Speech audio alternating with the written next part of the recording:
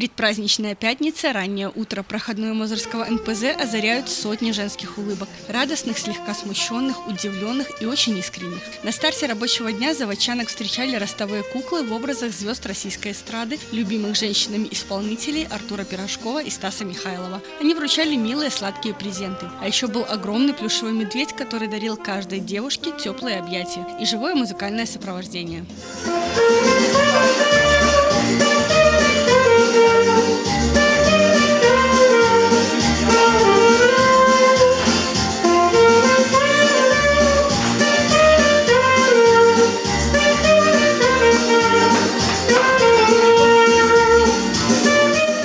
Такая праздничная акция на Мозырском нефтеперерабатывающем проходит уже в 4-й раз. Ее инициатор – заводская первичная профсоюзная организация Белхимпрофсоюза. Эту акцию профсоюзная организация запустила 4 года назад.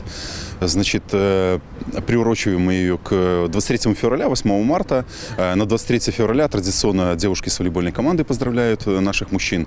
А девушек, значит, поздравляли наших работниц футбольная команда «Славия Мозырь». Но в этом году мы решили изменить формат и пригласили аниматоров в костюмах. Да. Я думаю, что сегодня у нас получилось вполне создать девушкам хорошее предпраздничное настроение. Есть даже такая известная республиканская акция «Хороший работник, счастливый работник». То есть, если работник приходит на работу счастливый, у него все хорошо, с хорошим настроением, то и работает, соответственно, он также с хорошим настроением и на своем месте выполняет все свои должностные обязанности. Праздничная атмосфера царила и на входе в здание завода управления. Этот рабочий день на предприятии точно был заряжен позитивной атмосферой, такой же яркой, как утренние лучи весеннего солнца. Екатерина Юрченко, Юрий Горобец, телеканал Мозырь.